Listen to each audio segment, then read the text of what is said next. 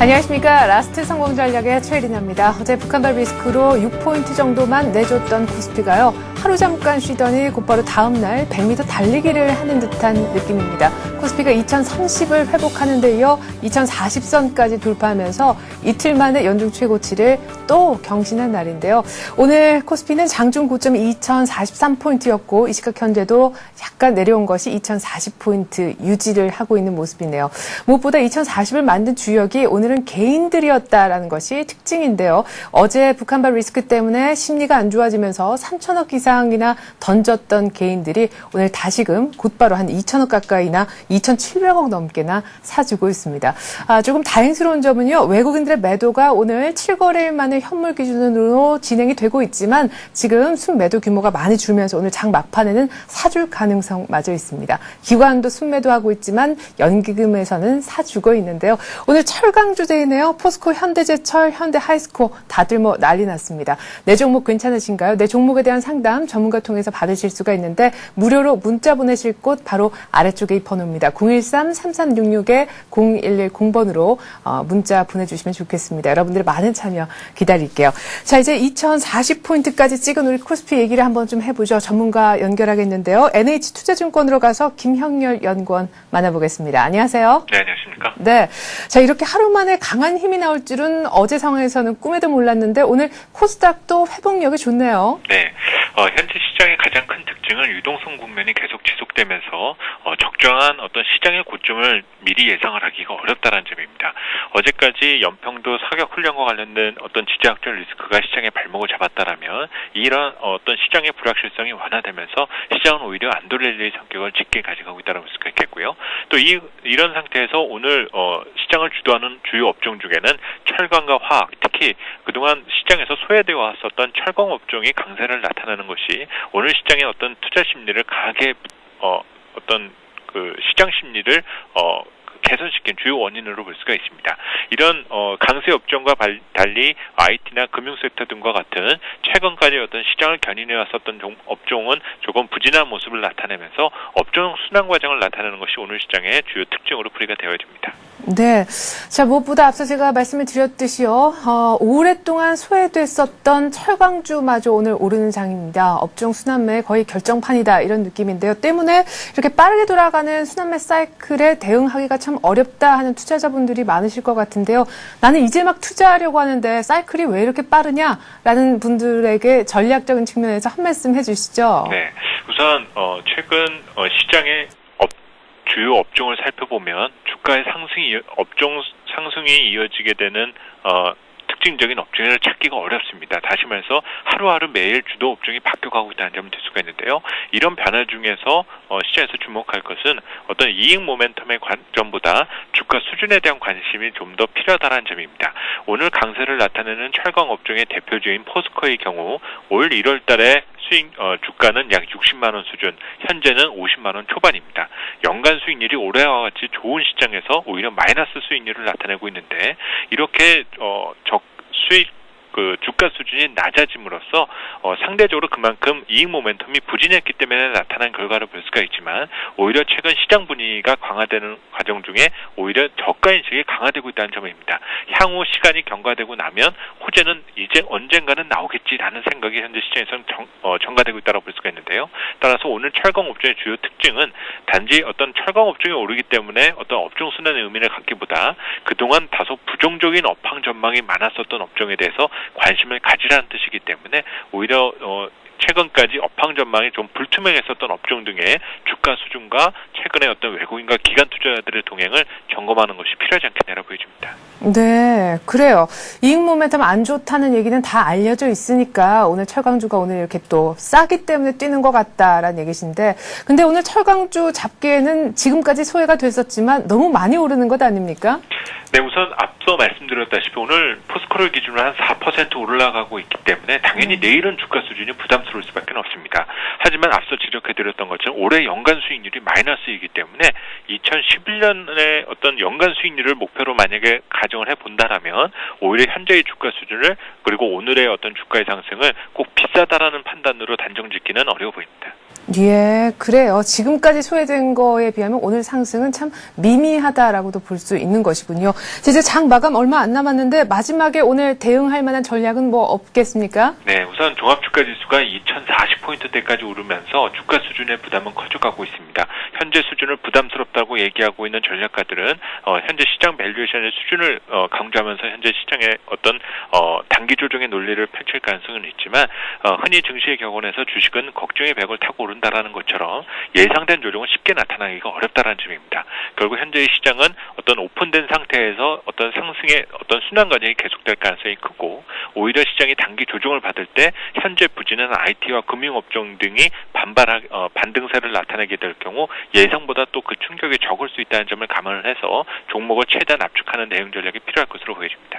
네, 이렇게 해서 마감 전략까지 함께 들어봤습니다. NH투자증권 김영렬 연구원 분석이었습니다. 고맙습니다. 감사합니다.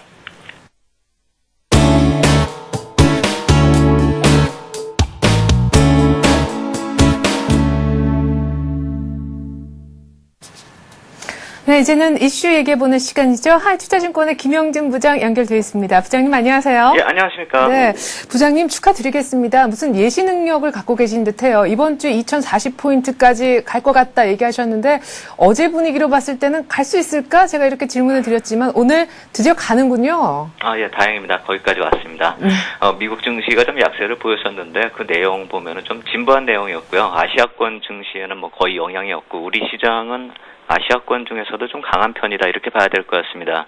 일본이나 중국 증시도 강하긴 강한데요. 우리 같은 증시를 보면은 그동안에 동행을 했었던 그 동남아권 이머징 마켓 증시도 강한 흐름이었지만 이쪽 증시가 지금 최근에 고점에서 좀 밀리는 양상을 보이고 있는데 코스피 같은 경우 계속 신고점을 기록하고 있기 때문에 상대적으로 좀 강하다 이렇게 봐야 될 것 같습니다.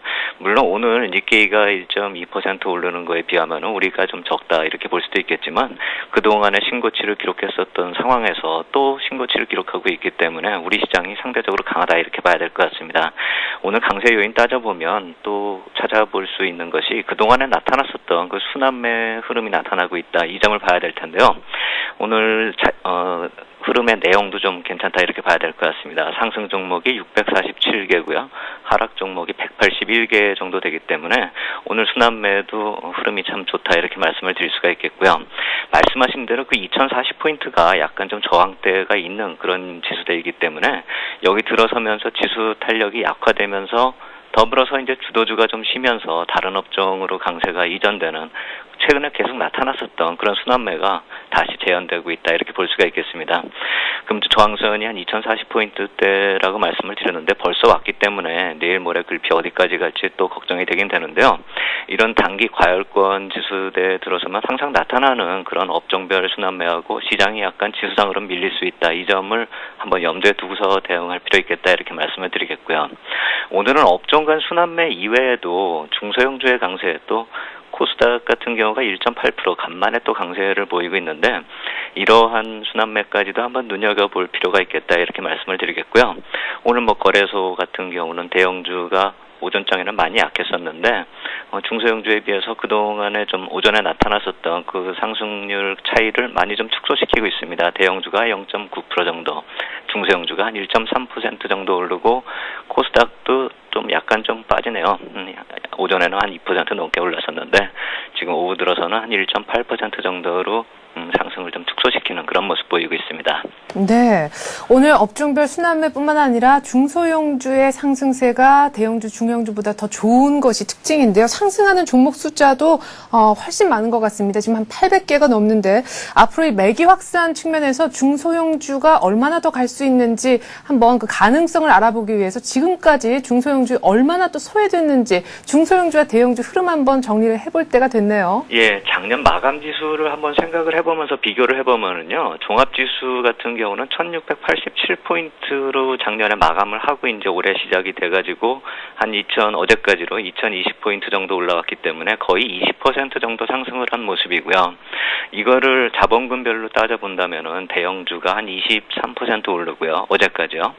중형주가 한 11%, 소형주가 한 13% 오르고요.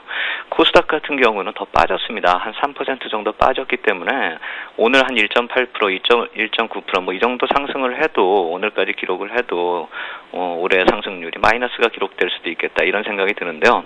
거래소 같은 경우 대형주가 중소형주의 2배 정도 상승률을 기록을 했고요. 코스닥은 뭐 비교 상대를 할 수가 없는 그런 수익률이다 이렇게 봐야 될 것 같습니다.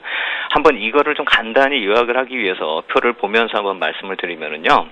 지금 표가 나오고 있는데 2007년에 고점 기록 이후에 금융위기 이후에 업종별 흐름, 결국 이 자본금별 지수 흐름이 어떻게 진행이 되어 왔는지 한눈에 좀 파악이 가능하다 이렇게 말씀을 드릴 수가 있겠는데 중소형주나 코스닥보다 이제 코스피 200 지수가 훨씬 좀 탄력적으로 나타나는 것을 알 수 있죠.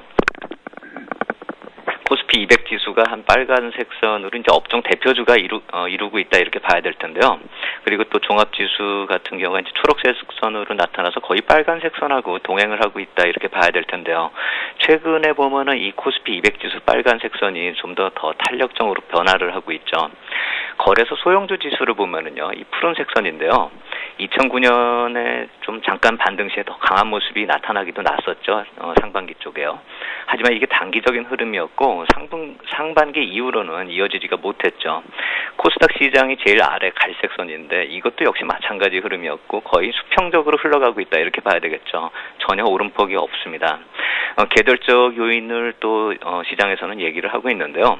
매년 초에 중소형주나 코스닥 시장이 수익률 갭을 줄이는 그런 모습이 나타났었기 때문에 이 계절적 요인을 말씀을 얘기가 나오고 있는데요.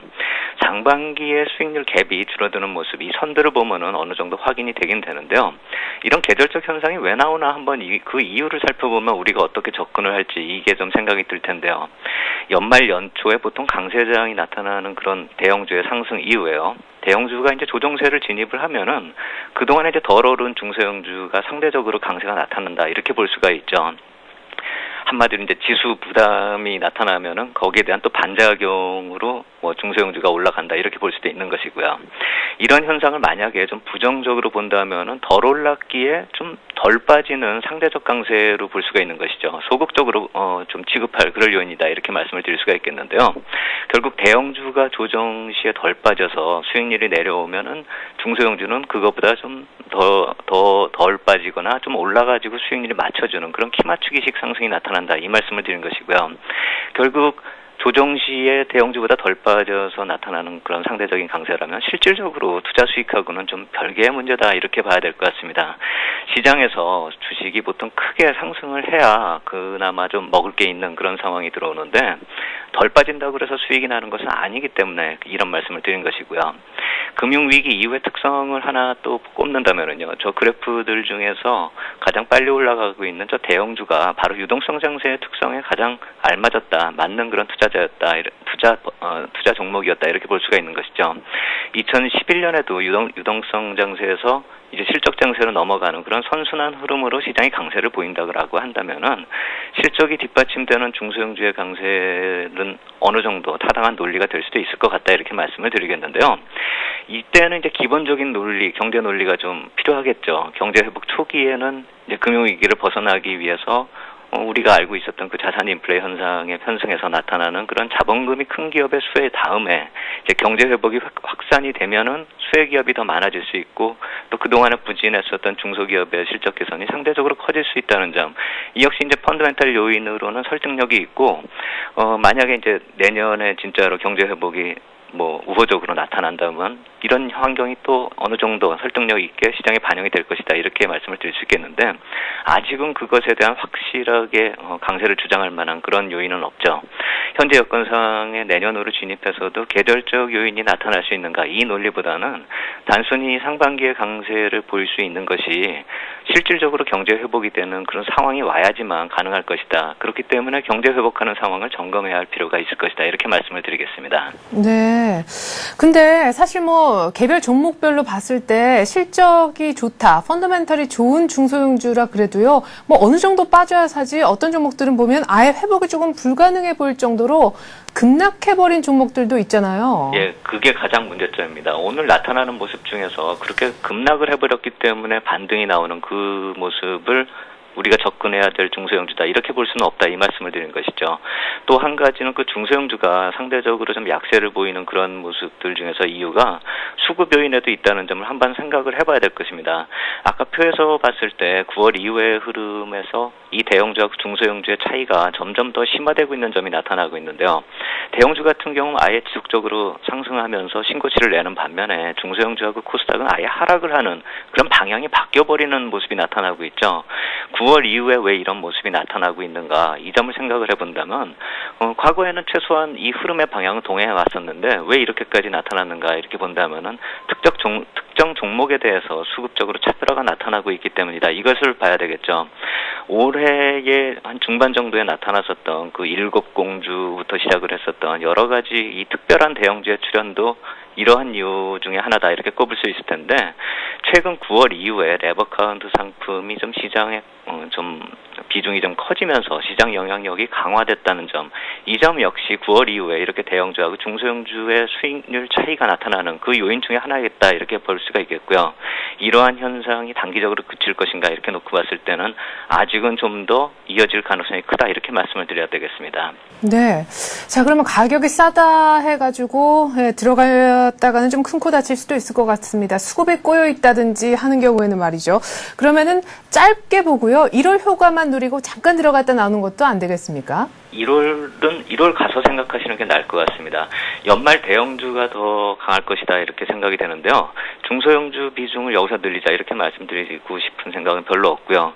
중소형주 비중은 만약에 늘려가더라도 그거는 지수상의 이 큰 상승 흐름이 어느 정도 마무리된 이후에 조정이 나타날 수 있는 내년 들어서 생각해 볼 일이다 이렇게 말씀을 드리겠고요. 조정 시에 덜 내리기 때문에 중소형주 접근을 하자 이런 식의 논리가 만약에 나온다라고 한다면 차라리 현금 보유가 낫겠다 이렇게 말씀을 드리겠고요. 연말에 대형주 위주의 접근 전략이 필요하다 이 말씀을 드리는 이유는 월말 분기말 효과도 이제 좀 제한적으로 진행될 것이다 이렇게 생각이 됩니다. 이것은 나중에 또 오늘 말고 시간이 날 때 이 부분에 대해서 다시 말씀을 드리겠는데요. 예전에 이제 월말 분기말 그 마지막 날 종가를 관리하는 그런 차원이 아니라 최근에 한 1, 2전부터 미리 선반영되는 양상에 대해서 제가 분기 말마다 말씀을 드렸었는데 이번에는 오히려 그 양상이 더 확대될 수가 있고 그 영향이 더 커질 수 있다. 이 점을 봐야 될 것입니다. 투신권의 펀드 시장하고 아까 말씀드린 그 증권사 레버카운트의 영역 확보를 위한 경쟁이 점점 심해지고 있다는 점, 이 점을 봐야 될 텐데요. 선의의 경쟁이라고 한다면 좋다 이렇게 볼 수가 있겠죠. 결국 수익률 관리를 위한 분기말 효과가 더 강해질 수 있다. 이 점을 본다면은 그동안에 강세를 보인 종목들, 결국 대형주가 추가적으로 강세 나타날 확률이 크다 이렇게 봐야 될 것이고요. 오늘 시장 흐름에 착안을 해서 말씀을 드릴 때요. 순환매 유입된 그 거래소의 철강이나 화학업종의 상승률이 중소형주나 코스닥 시장의 탄력보다 낮다는 점, 이 점을 봐야 되겠죠. 전체적으로 이 대형주가 무너지는 모습이 아니고요. 대형주 내에서의 순환매가 지속되는 반면에요. 중소형주 탄력 강한 종목들 보면은 상당수가 낙폭 과대 종목들이다. 이 점에서 본다면 또 안 내린 중소형주는 탄력도 좀 약하다는 이 점을 본다면은 지금 중소형주 쪽으로 가야 된다 하는 이유를 찾기가 힘들죠. 자본금별 구분에 의해서 이 종목 간의 수익률 격차 줄이기 차원, 결국 많이 내린 종목이 좀 더 올라올 뿐이다. 이렇게 해석한다면은 지금 그 반등에 참여할 이유는 없겠다 이렇게 말씀을 드리겠고요. 만약에 포트폴리오 구성상으로 이제 중소형주를 내년 1분기에 편입할 것을 미리 좀 편입하자 이렇게 생각을 하시는 분이 있다면은 전에도 말씀을 드렸듯이 IT나 자동차의 부품주 중에서 좀 낙폭 과대한 종목들, 기존 펀더멘탈 요인보다도 좀 많이 내린 종목들이 많습니다. 예를 들어서 IT 부품 중에서 실적이 괜찮은데 중소형주기 때문에 내린 종목, 이런 종목들 같은 경우는 어느 정도 편입을 해볼 만하다 이렇게 말씀을 드리겠는데요. 전체적으로 포트폴리오 비중이나 종목을 놓고 봤을 때는 이 편입 대상하고 비중 모두 좀 제한적으로 접근할 필요 있겠다 이렇게 말씀을 드리겠고, 이 자본금별로 접근하는 방식은 좀 단기적인 매매로 좀 제한할 필요 있겠다 이렇게 말씀을 드리겠습니다. 네, 1월 효과 하지만은 중소형주는 1월 가서 생각하자고 하셨고, 연말까지는 대형주가 계속해서 강세를 이어나갈 것이다라는 전망도 있었네요. 하이투자증권 김영진 부장과 함께 이슈 얘기 나눠봤습니다. 고맙습니다. 감사합니다.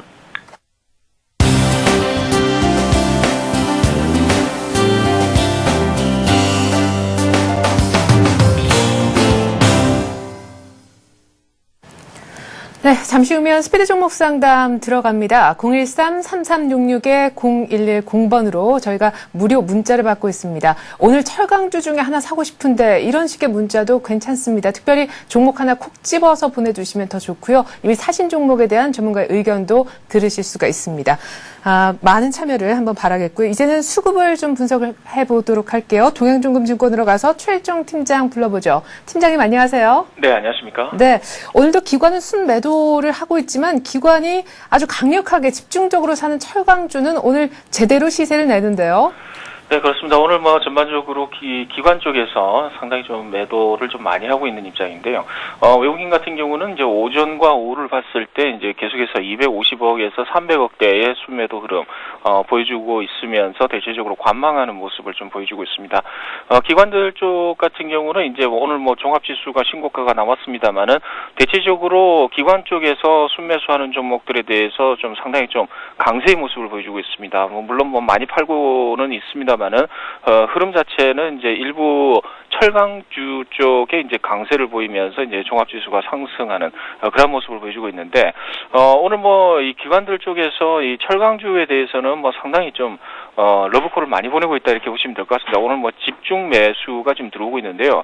오늘 뭐 1,850억 순매도가 나오고 있는 그런 흐름이다 이렇게 보시면 될 것 같습니다. 반면에 외국인들 같은 경우는 이제 골고루 좀 순매수를 하고 관망하는 분위기가 나오고 있는데 대체적으로 이제 유통 쪽이라든가 이제 금융업 쪽 그리고 이제 화학업종을 이제 소폭 순매수하는 모습 이런 모습을 좀 보여주고 있고 개인들 같은 경우는 철강금속을 집중 매도를 하면서 대체적으로 운수 장비와 금융업종을 또 집중 매수하는 그런 이제 모습을 보여주고 있다 이렇게 보시면 될 것 같습니다. 일단은 뭐 외국인들의 이제 그 종목들 매수 종목들을 한번 살펴보게 되면요. 일단은 뭐 신한지주라든가 우리금융 그리고 LG전자, 삼성생명 그리고 외환은행과 SOE를 집중 순매수하는 모습을 보여주고 있고요. 기관들 쪽 같은 경우는 이제 한 4개에서 5개 종목에 이제 집중 순매수하는 모습을 보여주고 있습니다. 현대제철과 포스코 그리고 SK에너지, 현대건설, 한진해운, 호남석유 등을 집중 순매수하는 모습을 보여주고 있다 이렇게 보시면 될 것 같습니다. 네, 자 무엇보다 철강주 얘기를 안 해볼 수가 없겠는데요. 포스코가 현재 49만 1,500원, 현대제철이 5달 동안의 박스권이었었는데 그 지루한 박스권을 아주 강하게 돌파하는 날입니다. 단기적으로 잠깐 들어갔다 나오는 거는 충분히 가능해 보이는데 이 같은 철강주의 시세가 얼마까지 가겠습니까? 그리고 오늘 매수 가능한지요?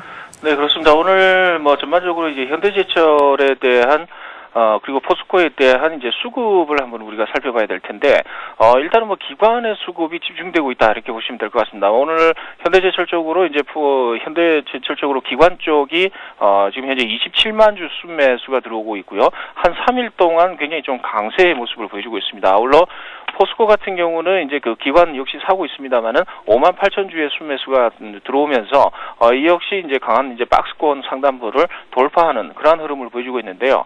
일단은 뭐 이렇게 보겠습니다. 일단 포스코나 현대제철 할 것 없이 대체적인 분위기는 처음으로 이제 그 박스권 상단부를 돌파했다라는 점에서 눌림목 구간이 상당히 좀 제한적일 것이다 이렇게 보시면 될 것 같습니다. 그래서 오늘 나오는 이제 장대 양봉의 한 뭐 보합 수준이나 오늘 종가 부분에 보합 수준이나 아니면은 조금 하락하는 그런 분위기에서는 이제 적극적으로 매수를 하거나 아니면은 일부 분할 매수 쪽으로 해서 따라 들어가는 것이 좋을 것 같다라는 판단입니다. 예, 그래요. 포스코든 현대제철이든 오늘 분할해서 조금이라도 사는 날이었으면 좋겠다 이런 얘기셨는데요. 자, 그럼 철강주에 대한 의견은 들어봤고 조금 더 종합적으로 마감 전략을 세워주시죠. 네, 그렇습니다. 일단은 이제 그 지수가 이제 고점 갱신이 됐죠. 그래서 이제 일부 핵심 대형주들의 이제 가격이 상당히 이제 그 고가주로 변신을 하고 있습니다. 그래서 주가가 상승할수록 이러한 부분에 있어서 지수 영향력이 좀 커지고 있는 상황이 연출이 되고 있는데요. 그러한 부분에 있어서 우리가 그러면은 그 조금 이제 그 두려워하면서 이제 매수를 갖다 조금 이제 그 보수적으로 가지고 갈 거냐라고 봤을 때는 그렇지 않다라고 보시면 될 것 같습니다. 이러한 그 우려한 고가 대형주들이 오늘 뭐 한번 상승하게 되면은 상당히 조금 뭐 탄력을 좀 많이 받는 그러한 이제 움직임을 보여주고 있거든요. 거기에 이제 핵심은 기관들이 이제 집중적으로 매수하는 부분이 깔려 있다 이렇게 보시면 될 것 같습니다. 그래서 이 시장의 편중화가 이제 계속해서 이제 심화가 될 수 있는 그러한 이제 상황이다라고 이제 볼 수 있겠는데, 이러한 상황에서 우리 시청자 여러분들께서 이제 상대적인 소외감이라든가 이제 박탈감 뭐 이런 부분이 좀 있을 걸로 이렇게 이해가 됩니다. 과연 현 시점에서 어떠한 투자 전략을 가져가야 될까라고 했을 때 여전히 뭐 기관의 매수 업종 그리고 종목을 관심을 가지고 따라해 보자라고 이제 말씀을 드릴 수 있을 것 같고요. 이러한 부분에 있어서는 이제 최근에 이 기관들 순매수 업종들과 이 종목들이 상당히 편중화되어 있고 전체적으로는 매도로 이제 접근을 하고 있습니다만 일부 업종으로는 집중적인 순매수를 보인다라는 것이죠. 그런 부분에 있어서 장중 상승률이 또 상당히 좋은 퍼포먼스를 좀 보여주고 있다 이렇게 보시면 될 것 같습니다. 그래서 기관들의 순매수 업종과 종목에 집중을 하고 이러한 부분에 있어서의 그 대체적인 흐름 자체는 전약 후강의 흐름을 우상향하는 흐름을 보이니만큼 오전 시간대에 확인을 하고 이러한 수급을 확인하고 집중 공략을 하되 업종 같은 경우는 기관 쪽에서 좀 관심을 많이 가지고 있는 중공업조선 증권 그리고 은행 지주 그리고 화학업종이라든가 건설업종까지 관심을 두고 접근을 해보자 이렇게 말씀을 드려보도록 하겠습니다. 네, 자 이렇게 해서 저녁 후강 패턴에서 또 어떻게 종목을 찾을 수 있는지까지 저희가 얘기를 한번 들어봤습니다. 이제는 최일종 팀장님의 포트폴리오에 들어있는 종목들 누적 수익률 점검을 해보는 시간인데 먼저 화면 통해서 종목 리스트 그리고 수익률부터 보겠습니다. 자, 현대중공업 대장주가 일단 들어가 있고요. 무려 8%의 수익, 그리고 OCI도 오늘 조금 올라왔는데 코리안 리서부터 대구은행까지 들어있습니다. 근데 팀장님 간단하게 AS를 좀 부탁드리겠는데 다 그대로 일단 들고 있으라라고 얘기를 하네요. 그죠? 네, 그렇습니다. 일단은 뭐 현대중공업뿐만 아니고 기존에 지금 표에 나와 있는 OCI라든가 코리아니, STX 엔진, 대구은행 같은 경우는 대체적으로 이제 외국인들과 이제 기관들이 한 번씩 번갈아 가면서 이제 주도주 싸움을 하는 그러한 종목들이다 이렇게 보시면 될 것 같습니다. 그래서 그때 이제 주도 종목 자체가 업종 자체는 뭐 업종 내에서도 이렇게 편중화되는 현상이 나타나니만큼 이러한 종목들에 대해서는 우리가 좀 계속해서 보유를 하고 계속해서 관망을 해보자라고 이제 말씀을 드릴 수 있을 것 같습니다. 네. 자, 그러면은요, 대구은행 같은 경우에는 어제 조금 빠지면 더 사자, 어제는 조금만 담자고 얘기를 하셨는데, 오늘 추가적으로 더 오히려 강보합 정도로 올라서니까 더 비중을 늘리기는 조금 어렵겠네요. 네, 뭐 현 구간에서는 이제 마찬가지 전략이 좀 구사가 돼야 될 것 같습니다. 일단은 오늘 갭 상승한 이후로 해서 음봉이 나오면서 밑꼬리가 달렸습니다만은 그만큼 5일선 위에서의 강력한 종목이다 이렇게 보시면 될 것 같은데 전전일에 그러니까 이제 이 금요일 날 너무 장대로 이제 어제 장대로 너무 나온 상황이기 때문에 오늘 이 정도 수준이면은 이제 내일 정도의 양봉 내지는 이제 단봉 형식으로 이제 나올 가능성이 있습니다. 그래서 과거의 현대중공업과 똑같이 일단은 현 구간 내에서 관망을 하실 때 오버하면서 이 양봉이 돌출이 되면서 이제 강하게 탄력을 받는 구간에서 추격 매수, 그리고 눌림목 구간에서 16,000원 이하에서 15,500원에서 16,000원 사이에서는 이 분할 매수, 이러한 전력을 가지고 가시는 게 좋을 것 같다는 판단입니다. 네. 자, 이렇게 해서 대구은행 AS까지 자세히 들어봤고요. 우리가 이렇게 매일 최일종 팀장님의 포트폴리오 누적 수익률을 점검을 하고 있는데 최 팀장님의 그 포트폴리오에 있는 종목들의 수익률이 너무 좋고 심지어 목표가에 도달한 종목들이 너무 11월 들어 또 급증을 하고 있어서 저희가 그 종목들만 다시 추려봤습니다. AS를 또 한 번 받을 수 있는 아주 절호의 기회라 하는 생각이 들었는데요. 일단 모아진 목표가 이미 도달한 포트폴리오들만 모아봤습니다. 화면 먼저 보시죠.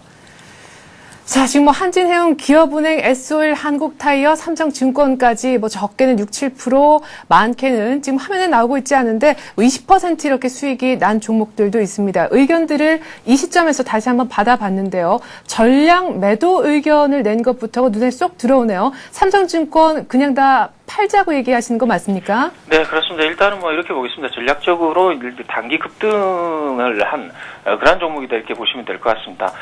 현 구간 내에서는 일단 뭐 상투가 될지 아니면은 이러한 부분에 있어서 이제 그 추가적으로 이제 올라가는 그러한 추세 상승의 중간 부분이 될지는 누구도 뭐 예측을 할 수는 없는 뭐 그런 상황입니다만은 삼성증권 자체로 봤을 때는 지금 언제입니까? 지금 그 12월 7일부터 해서 계속해서 강세의 모습을 보여주고 있는 그런 모습을 보여주고 있습니다. 그래서 현 구간 내에서는 이제 21선이라든가 뭐 61선까지의 그 이격 자체가 좀 과도하게 벌어져 있는 상황이기 때문에 그런 부분에 있어서는 현 구간 자체가 조금 버거울 수가 있다. 뭐 이렇게 판단을 해볼 수 있을 것 같습니다. 그래서 일단은 이 현 구간 내에서 이익 실현을 하고 빠져나온 다음에 추가적으로 조금 관망을 좀 해보는 그런 이제 자세가 좀 중요하겠다라는 판단하에서 일단 삼성증권은 조금 매도 의견을 갖다 좀 드렸고요. 다른 이제 증권주 같은 경우도 조금 부진한 흐름을 좀 보여주고 있는 상황이기 때문에 같이 한번 엮어서 한번 우리가 좀 관망을 해보자. 뭐 이런 개념이 되겠습니다. 네.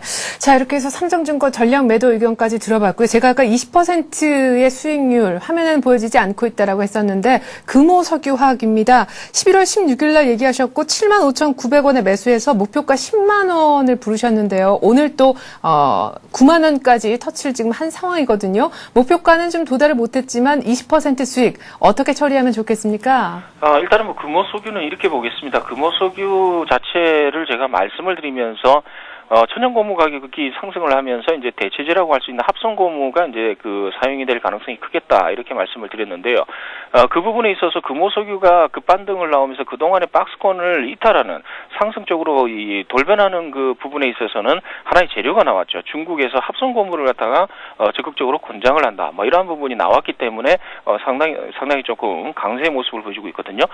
그런 부분이 지속이 될 것 같습니다. 그래서 10만 원까지 한번 보시고 계속해서 보유하시는 쪽으로 말씀을 드려보겠습니다. 네.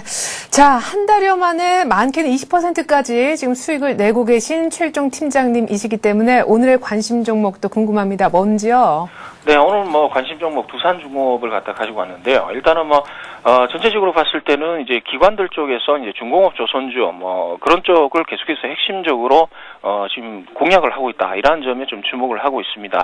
외국인들 같은 경우는 이제 4일 연속 순매수를 하는 그러한 종목이 되겠고요. 오늘 같은 날은 이제 대체적으로 좀 관망의 분위기를 좀 보여주고 있습니다만은 계속해서 관심을 가지고 이제 매수를 할 것으로 이렇게 판단을 하고 있습니다. 일단 당사의 핵심 모멘텀이라고 할 수 있는 부분은 이제 수주 호조가 되겠지요. 그래서 이 모멘텀이 지속이 될 것이다 이렇게 판단을 할 수 있겠는데요. 발전 부분에서의 그 대형 수주가 나오면서 이제 안정적으로 성장을 할 것으로 보이고요. 사우디 쪽으로 이제 담수 플랜트 등의 이제 대형 공사가 착수가 되고 있죠. 산업 부문의 이제 매출이 이제 이러한 걸로 인해서 이제 반등할 것으로 이렇게 판단을 하고 있습니다. 마지막으로는 자회사 실적들이 이제 상당히 개선이 되고 있는데 이러한 부분이 이제 향후 실적으로 지분법 이익으로 이제 나타나는 그런 부분이 이제 이 당사의 핵심적인 모멘텀이다 이렇게 보시면 될 것 같습니다. 최근에 지수 대비 좀 상승 탄력이 좀 둔한 것 같은 경우는 이제 대체적으로 이제 터키 원전 관련해서 조금 이제 그러한 부분이 있기 때문에 그렇다 이렇게 이해를 하시면 될 것 같습니다. 그래서 현재 상황은 이제 올라가지 못하는 뭐 상황이 되겠습니다만은 여전히 뭐 그래도 매수의 찬스다 뭐 이렇게 보시면 될 것 같습니다. 그래서 매수가는 이렇게 보겠습니다. 현재 이제 85,400원인데요. 아까보다는 조금 많이 떨어졌죠. 제가 말씀을 좀 드리는 시점에서는 이제 이 86,000원에서 86,700원 정도를 매수가로 이제 적용을 해 드리려고 말씀을 드렸는데 85,500원에 700원 마이너스가 진행이 되고 있습니다. 현재 구간부터 매수에 가담을 하실 것을 말씀을 드려보겠고요. 85,000원까지 불안 매수를 좀 해보시는 걸로 이렇게 말씀을 드리겠습니다. 그리고 목표가는 105,000원까지 일단은 보도록 하겠고요. 전고점이라고 할 수 있는 96,200원 이후에 나타난 조정 부분이 이제 터키 원전 부분이다 이렇게 보면은 일단 그런 부분이 이제 가격적인 측면에서 반영이 됐다라고 이렇게 판단을 해볼 수 있을 것 같습니다. 그래서 그런 불확실성이 해소가 된다라고 했을 때는 내년 2월 달까지는 충분히 105,000원 부분까지 상승을 할 것으로 이렇게 판단을 해볼 수 있는 거고요. 손절 라인은 이제 84,000원 좀 짧게 잡겠습니다. 왜냐하면은 이제 시간 조정이 나타날 수 있기 때문에요. 84,000원 부근에서는 손절하시는 걸로 이렇게 말씀을 드려보도록 하겠습니다. 네. 자, 두산중공업 손절 라인도 중요하겠습니다. 84,000원 얘기하셨고요. 85,000원까지 분할 매수하라고 하셨습니다. 현재 가격은 85,500원이네요. 동양정금증권 최일종 팀장과 함께했습니다. 말씀 고맙습니다. 감사합니다.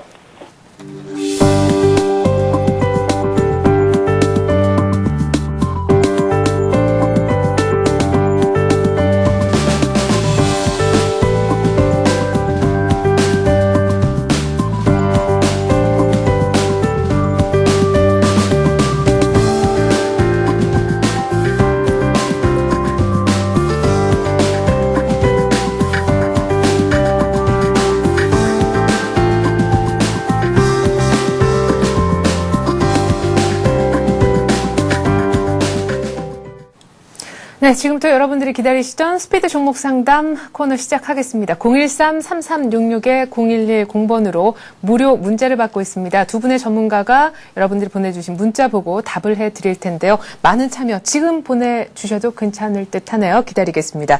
오늘 두 분의 전문가 소개해 올리죠. 동양조금증권 박현상 대리, HMBSS의 김도영 팀장과 함께합니다. 두 분 안녕하십니까? 안녕하십니까? 네, 자 2043포인트까지 갔었는데 지금 조금 내려왔습니다. 외국인들이 살 것처럼 하다가 다시 재차 조금 파는 관계로 지수는 상승 탄력이 약간 오후 들어 지금 떨어져 있는 그런 상황인데요.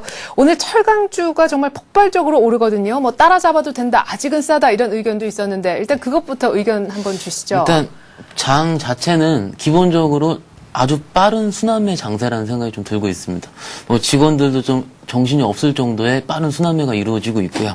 일단 기존에 올랐었던 최근 한 2주 정도의 상승장에서 올랐었던 금융, 증권, 뭐 건설, 조선 관련 업종의 상승 탄력보다 비상승 업종, 해운이라든지 철강, 화학, 정유 업종이 금일은 상승세로 이루고 있습니다. 네. 뭐 그런 식으로 어떻게 보면은 기관들의 연말 윈도우 드레싱 효과가 있을 수가 있다는 생각도 좀 들고 있고요. 혹은 모 자문사에서 들어오는 여러 가지 큰 종목들에 대한 매수세가 좀 더 강하기 때문에 시장이 역시 따라하기 경행을 하고 있는 것이라는 것도 같은 의견으로 볼 수가 있겠습니다. 어쨌든 시장이 상승장에서 이제 초입식에 들어와서 있기 때문에 앞으로 좀 더 큰 상승을 위해서 기존 주조주가 더 가야 될 것이냐, 안 오른 종목들이 좀 더 가야 될 거냐 판단하에서 일단 오늘의 장세에서는 비주도주들이 지금 상승을 하고 있는 모습 보이고 있고요. 이제 상승을 시작한 포스코라는 현대제철은 여전히 분할 매수로서 따라잡을 수 있다라는 생각이 좀 들고 있겠습니다. 앞으로 매매를 하실 때는 기존의 주도주를 들고 있으셨던 분들 같은 경우에는 편안하게 보유대 영역에 들고 계시는 게 좋을 것 같고요. 만약에 이제 안 들고 계셨던 것 같은 경우는 일단 비주도 업종 중에서 분할 매수로 여러 가지 종목을 좀 포트폴리오를 구성을 하셔가지고 담아 놓으신 다음에 일단은 좀 더 상승 수재가 좀 있으면 추가 매도 혹은 빠지게 되면 추가 매수 좀 포트폴리오 다변화 전략이 필요하다는 생각이 들고 있습니다. 네, 뭐 빠르게 사이클이 막 돌아가면서 다 한 번씩 매기가 들어가니까 일단 대장주들 하나씩 좀 다 포트에 넣어져 있었으면 제일 좋겠다 이런 얘기를 하셨습니다. 김도영 팀장님이 오늘 보니까 금융 쪽에 얘기가 없는 게요. 오늘 같은 날 사기는 딱 좋을 것 같다는 생각도 드는데요. 네, 일단은 오늘 금융주 같은 단기 강한 상승 모멘텀에서 눌려있는 부분 치고는 조금 눌린 부분이 좀 강하다라고 좀 말씀 좀 드릴 수 있겠는데요.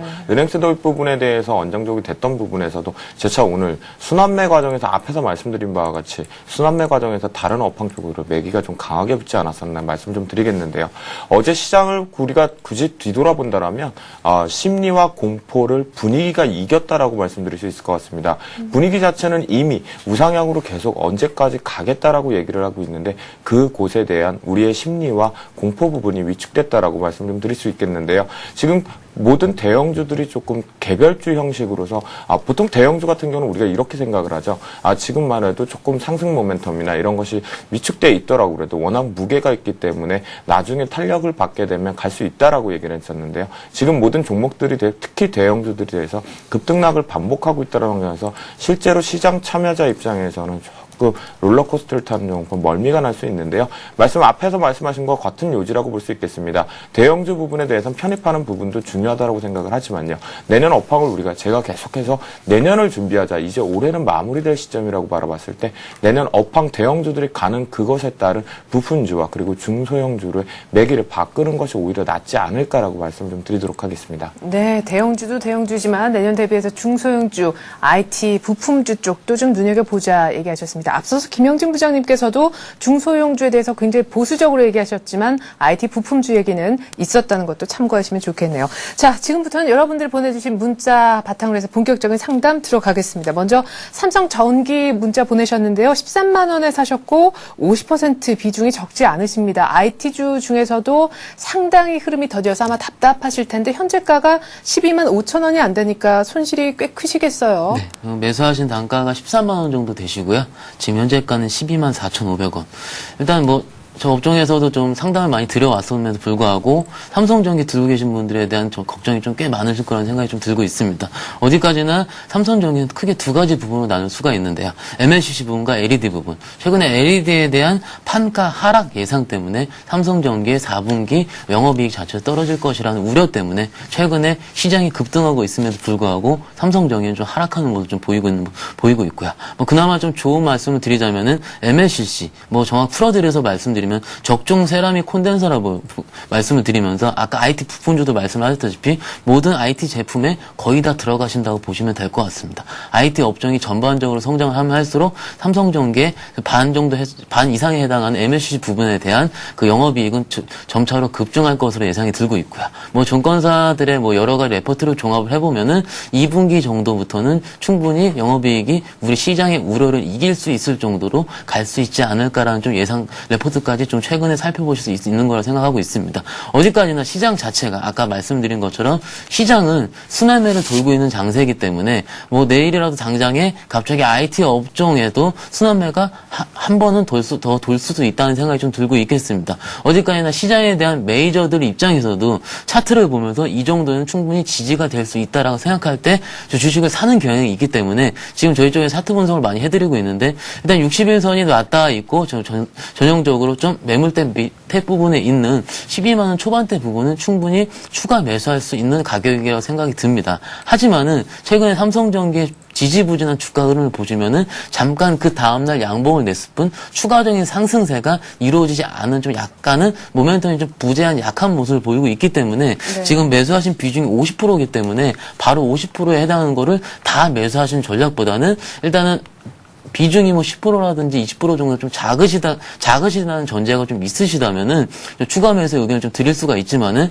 나머지 50%에 해당하는 부분은 저희 추천주가 나올 수도 있고 다 말씀하신 종목들이 있기 때문에 좀 더 시장에 있는 주도주로서 매매를 하셔가지고 시장 수익률에 대해서 좀 더 극대화하시는 전략이 좀 필요한 생각이 들고 있겠습니다. 비중이 좀 적으시다면 추가 매수를 말씀드릴 수가 있겠지만 좀 많으시기 때문에 일단은 다른 종목 좀 주도 업종을 매매하셔가지고 극대화하시는 것이 가장 낫다는 생각이 좀 들고 있습니다. 네. 자, 삼성전기에 대한 약간의 아쉬움을 또 내비쳐 주셨습니다. 다음으로 대한통운을 봐달라고 문자를 보내셨는데요. 오늘 시장 이슈를 받고 있는 종목이죠. 71,700원에 사셨으니까 현재가는 95,300원. 일단 아주 예전에 사신 것 같은데 축하의 말씀을 드리겠습니다. 앞으로 포스코가스의 주인이 될 수도 있는 거예요? 네, 일단은 오늘 포스코에 대해서 공시 답변에 대한 언급을 좀 드렸었는데요. 네. 아무래도 앞에서 말씀하시는 아나운서께서 말씀하신 것 같습니다. 시장이 지금 이슈로 부각되고 있다는 대한통운을 살펴보셔야 되겠는데요. 금호아시아나그룹에서 결국은 먹지 말아야 될 것을 먹음으로 인해서 소화불량이 되는 거예요. 대우건설을 매각하고 나서 재차 대한통운은 절대 매각하지 않겠다라고 하는 부분에 대해서 자신의 계열사 두 군데 아시아나와 그리고 금호타이어 부분에 경영 정상화 부분이 더 오히려 이슈가 될 수 있다라는 측면에 대한통운 매각서를 내놓았습니다. 그 부분에서 포스코가 그러면 만약에 인수 마무리를 시키려고 하는 그 의도는 무엇일까라고 살펴본다라면요. 내년 경기가 업황 호조로 돌아왔을 때 포스코에 대한 영업권 확보에 따라서 물류 쪽에서 안정적으로 기반이 나올 수 있고 그거에 따른 대한통운 역시 시너지 효과가 발생할 수 있다라고 말씀 좀 드리겠는데요. 차트를 보시면서 일단 말씀을 좀 드리도록 하겠습니다. 최근 들어서 21선 돌파 부분에서 흐지부진했던 부분에서 돌파했던 부분과 같이 그대로 5일선과 11선을 유지를 하면서 눌림목과 적절히 유지를 하면서 상승 모멘텀을 실어왔다는 측면이고요. 이 부분을 살펴봤을 때 오늘 같은 경우에는 단기적으로 올라간 다음에 재차 눌리는 부분에서 5일선 터치를 하지 않고 있다는 살펴보셔야겠습니다. 그렇기 때문에 매수 수익 구간이라고 살펴봤을 때 내가 단기적인 성향에 조금 중장기로 가지고 못하겠다라는 성향이라면 5일선과 11선 이격이 지금 현재 거의 낮아 있는 상태이기 때문에 11선을 말씀드리면 대략적으로 91,500원 정도 됩니다. 그러니까 92,000원 부분을 이탈할 경우에 일단은 전량 이익 실현을 하시고요. 그것이 아니고 내가 조금 더 견디겠다라면 21선에 대해서 일봉상으로 한번 살펴보시면 될 것 같습니다. 주봉상에서 마지막으로 말씀드리면 87,000원이 5주선에 대해서 열려있다는 측면이기 때문에 이격 줄이기 부분은 나올 수 있다만 지금 현재 시장에서 이슈가 되는 측면으로 봤을 때 조금 더 길게 볼 수 있다는 측면이고 그렇다면 직전 고점 부분이 이제 104,000원 부분을 얘기할 수 있는데요. 대략적으로 단기 목표가로 114,000원까지 언급드리도록 하겠습니다. 있습니다. 네. 자, 11만 원 넘길 수 있다는 단기 목표가 나왔고요. 호흡이 길지 않으시다면 92,000원 깨지면 전량 수익 실현하십시오. 자, 다음 종목으로는요. 저희가 비트로테크를 볼 텐데요. 문자 끝번호 9060 쓰시는 분의 종목 되겠습니다. 7,580원에 사셨고 35%신데요. 7,580원에 사셨는데 지금 7,140원 정도입니다. 이분이 문자를 뭐라고 보내주셨냐면요. 통신 위성 때문에 말이 많을 때 샀는데 지금 주가가 말이 아닙니다. 손절 라인을 좀 가르쳐 주세요라고 저 멀리 부산에서 보내셨어요. 예, 좀 걱정이 좀 많이 있으실 것 같은데요. 예. 일단 단기적으로 아직은 크게 걱정하실 단계 아니라는 생각이 좀 들고 있고요.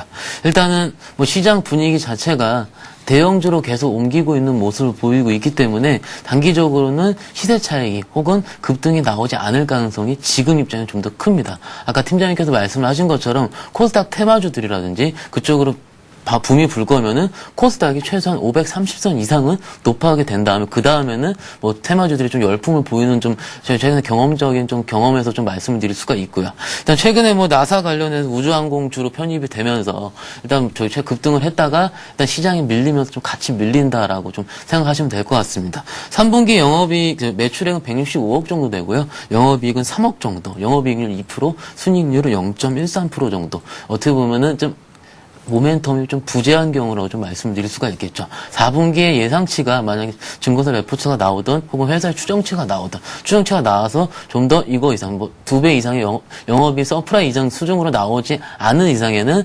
테마가 형성되지 않을 당시에는 가지 않을 것의 확률이 좀 더 높습니다. 하지만 기술적으로 아직까지 상승 추세를 꺾지 않은 추세 말씀을 드릴 수가 있고요. 비트로테크의 전 저점 부근은 6,500원 하단 부분을 말씀드릴 수가 있고 고점 부근은 거의 10,000원 정도로 형성이 될 수 있습니다. 기본적으로 주가가 하락을 하게 된 후에는 기본적으로 되돌림 현상이 어느 정도 있을 수가 있습니다. 그렇기 때문에 지금도 되돌림 중에 중간 부분에 와 있다고 좀 생각이 좀 들고 있습니다. 예. 그렇기 때문에 일단 7,000원이라든지 지금 21선 부근이 6,000원 후반대 정도, 6,860원 정도 되는 것으로 나오고 있습니다. 그렇기 때문에 이 정도 수준, 그리고 많이 더 빠지게 된다면 전 저점 부근이 6,400원 수준까지 충분히 빠질 수가 있다는 생각이 드는데요. 처음에 서두에 말씀드렸을 때 아직은 걱정하실 단계가 아니라고 말씀을 드린 게 일단 기본적으로 테마주고 매매하실 때는 여기 지금 보시면은 거래량 부분을 확인하실 필요가 있는데 거래량 아직까지는 크게 문봉으로 터지면서 빠지지 않았기 때문에 아직까지는 7,500원 매수가까지는 단기적으로도 충분히 일단은 가능하다 말씀드릴 수가 있겠습니다. 네. 하지만 35% 비중을 좀 꽤 많은 비중을 갖고 있으신 만큼 추가 매수를 하셔가지고 물을 타셔가지고 빨리 수익 실현을 하고 나오신 전략보다는 아까 뭐 삼성전기를 말씀드린 것처럼 대형주 빨리 좀 우량주로 최근에 우량주 잘 잡으시면은요 5% 10%도 금방 나옵니다. 네. 그렇기 때문에 테마주 하시는 분들은 대형주 사면 1, 2%밖에 안 나오니까 수익이 나도 얼마 안 나와서 테마주를 하신다고 많이 말씀을 하세요. 그렇지만은 최근 시장에서는 좀 더 대형주를 매매하셔도 꽤 많은 수익을 날 수 있는 시장이기 때문에 굳이 테마주로서 편승하실 필요는 없으시고요. 우량주로서 편승하셔가지고 좀 빠져있는 부분을 주식으로 메꾸셔가지고 수익을 좀 극대화하시는 게 가장 낫다는 생각이 좀 들고 있겠습니다. 네, 괜찮은 대형주 하나 골라보심도 좋을 것 같습니다. 자, 다음으로 3764님의 문자를 보니까요. 두산건설을 보내오셨네요. 7,630원에 매수를 하셨고 10% 정도만 담아 계시는데 현재가가 6,000원입니다. 그러니까 손실이 비중은 낮더라도 꽤 되실 것 같은데 뭐라고 문자에 보내주셨냐면요. 자꾸만 빠지네요. 시원한 대응법 좀 가르쳐 주십시오. 라고 하셨어요. 건설주 중에서 두산건설은 뭘 봐야 됩니까? 네, 일단은 뭐 건설주 부분에 대해서 경기 업황 부분이 안 좋다라는 측면이었는데요. 내년 업황 호조 기대감이 발생할 수 있습니다. 하지만 중소형 건설사 부분 같은 경우는 특히 조금 아직도 탄력 둔화가 좀 나오고 있습니다. 두산건설 같은 경우는 이렇게 보셔야 될 것 같은데요. 당장에 지금 계속해서 빠지는 이유는 뭐냐면 수급 선도 주체가 없다라는 부분의 측면으로 살펴보셔야겠고요. 오로지 개인들만이 조금 계속 부딪히는 형국이다라고 말씀을 드리도록 하겠습니다. 그런 측면으로 봤을 때 최근 들어서 두산중공업에서 지분을 확대했다라는 측면, 그리고 그 전에서 발생했던 두산 메카테그로에 대해서 흡수합병에 따라서 두산건설 같은 경우 이제 앞으로 건설 경기 부분에서 중요한 필도가 있지만 주택 경기보다는 신성장 먹거리였던 플랜트 사업 부분에 대해서 다른 가시화 부분을 가져갈 수 있다는 측면으로 조금 더 살펴보자라고 말씀 좀 드리도록 하겠습니다. 기술적으로 보시면서 좀 말씀드리도록 하겠는데요. 오늘의 저점보다는 최근 저점이었던 바로 밑에 있는 5,800원대 부분에 대해서 지지 여부가 조금 중요할 것 같습니다. 이것이 단기 단기적으로 하락 부분에 대해서 마무리 국면이냐 아니면 재차 눌릴 수 있느냐는 측면을 살펴보셔야 되기 때문에 5,800원 부분에 대해서 지지 여부를 좀 보신다면 좀 생각하실 수 있겠는데요. 단기적으로 20선에 대한 심리선 자체 돌파 부분에 대해서 조금 중요하다라고 말씀을 좀 드리도록 하겠습니다. 주봉상으로 말씀드리겠는데 이번 주 주봉 이틀 동안 만들어진 봉에서 일단 양봉이 만들어지고 있는 측면이지만 20주선에 대해서 심리선에 역시나 걸쳐있다는 측면을 살펴봤을 때 이것을 지지해서 올라갈 수 있다라면 신성장 먹거리 주택 경기 말고도 다른 플랜트 부분과 다른 건설 경기 토목 쪽에서도 시너지는 날 수 있다는 측면으로 봤을 때 조금 어려우시겠지만 길게 조금 살펴보시는 게 나을 것 같습니다. 예. 자, 끝으로 한 종목 정도만 더 봤으면 싶은데요. 8778님의 종목, 지주회사 한화 살펴드리겠습니다. 48,150원에 매수하셨고, 5% 정도, 비중은 뭐 그렇게 높지 않은데요. 현재 주가가 46,850원, 48,000원대 초반에서 사셨으니까 역시 마이너스권이네요. 잘 가다가 왜 급락했는지 그 부분부터 좀 짚어주시죠. 네. 하나가 최근에 수급을 좀 먼저 보겠습니다. 수급 살펴보시면요. 첨예하게 외국인과 기관의 매수와 매도의 공방전이 있을 수가 있고요. 외국인보다 기관이 많이 팔 것 같을 경우는 일단 마이너스가 있는 경우가 있을 수가 있고요. 차트로 역시 여전히 나타날 수 있는 모습을 보이고 있습니다. 기술적으로 말씀을 드릴 때는 지금 3번 정도의 고점 도전이 있을 수가 있었고요. 지금 고점에 48,000원 초반대에 고점 도전 실패를 했기 때문에 단기성 실만 매물이 나와서 지금 46,000원 정도의 주가를 유지하는 것으로 판단이 되고 있습니다. 사신 가격이 48,150원 정도라고 말씀을 하셨는데요. 단기적으로 48,000원 부분까지도 충분히 지주사 테마가 혹은 지주사들이 순환매를 돈다면 충분히 갈 수 있다는 생각이 들고 있습니다. 하지만 48,000원대 부근의 매물이 전 고점에 대한 이제 그 고점 부담이 좀 있기 때문에 그 48,000원 초반대 부분에는 조심스럽게 수익 실현을 권유해 드릴 수가 있고요. 뭐 다른 종목으로 같이 매매하시는 전략이 가장 낫다는 생각이 들고 있습니다. 네.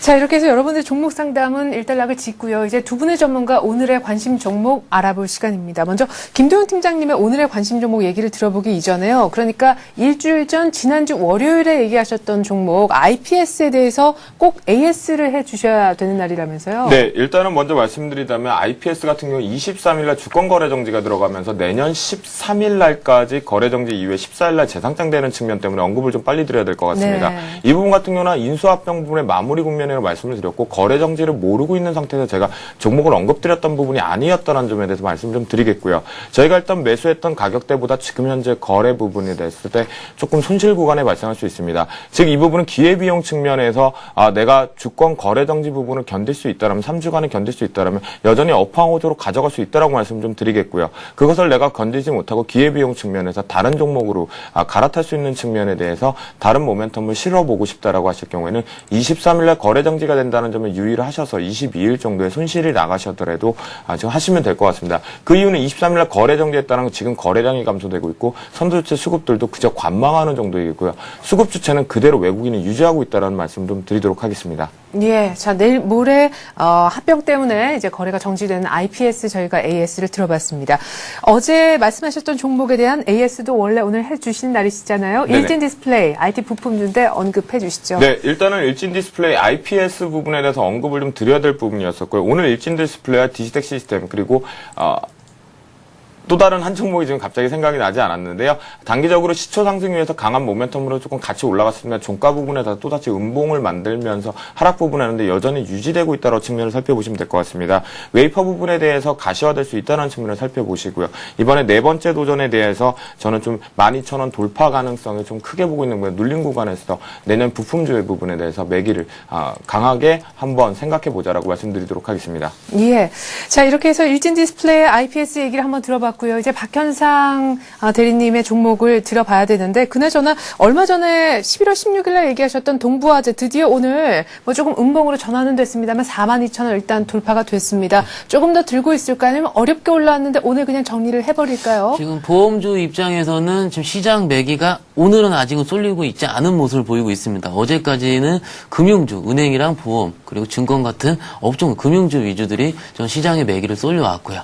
그래서 목표가를 그전에 말씀드린 42,000원대 후반대로 말씀을 드렸는데, 일단은 전량 이익 실현하는 것으로 말씀을 드리고요. 일단 5일선 부근이 보시다시피 42,000원대 초반대 부근입니다. 5일선 부근까지 안착을 시도해서 안착이 됐었을 것 같을 경우는 금리, 그때 말씀드린 것처럼 금리 상승에 대한 모멘텀이라든지 어떻게 보면 내년에 선보일 입장에서도 또 여러 가지 모멘텀 입장이 좀 계속되고 있는 모습으로 파악이 되고 있기 때문에 일단 긴 악목에서 보실 때는 일단 홀딩 의견 드리지만 단기적인 차원에서 일단은 단기적으로 수익 실현 말씀드릴 수가 있고요. 뭐 금일 추천줘서 같이 말씀을 드리겠습니다. 시황에서 말씀을 드린 것처럼 현대제철을 좀 들고 왔습니다. 현대제철이 네.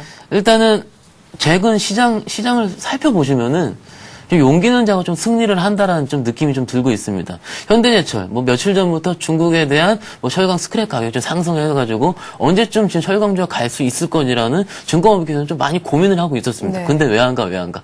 항상 좀 되뇌이고 있었는데 오늘로 좀 장대 한봉이 솟으면서 이제는 그 우려를 좀 과감하게 쉽지 않았나라는 생각이 좀 들고 있고요. 바로 지금간 7.6% 오르고 있는 지금 관점을 사시는 건 좀 당연히 좀 아니라고 말씀을 드릴 수가 있고요. 용기를 오늘은 내지 말아야 되겠군요. 일단은 저번에도 한번 동부화재를 말씀을 드렸고 대우증권 같은 시장에서 주도주를 말씀드렸다시피 주도주가 올랐을 것 같을 경우는 그날 종가 기준이 대부분 거의 고가가 그날 종가로 되는 경향이 좀 있습니다. 그렇기 때문에 종가로 사시는 것보다는요, 그 다음날 충분히 장중 1%, 2%대의 조정이 있을 수가 있습니다. 조정을 살피셔서 그때 빠졌을 때, 어제는 상승해서 주도주가 됐었는데 오늘은 왜 주도주가 되지 않을까라는 생각보다는 잠깐의 단기 차익 실현이 나올 수가 있기 때문에 주도주는 유효하다라는 판단으로서 말씀드릴 수가 있고요. 네, 그럼 현대제철 얼마에 사야 됩니까? 지금 말씀드리자면 CG에 나오는 것처럼 11만 4천 원. 오늘 어쨌든 상승 가격대에서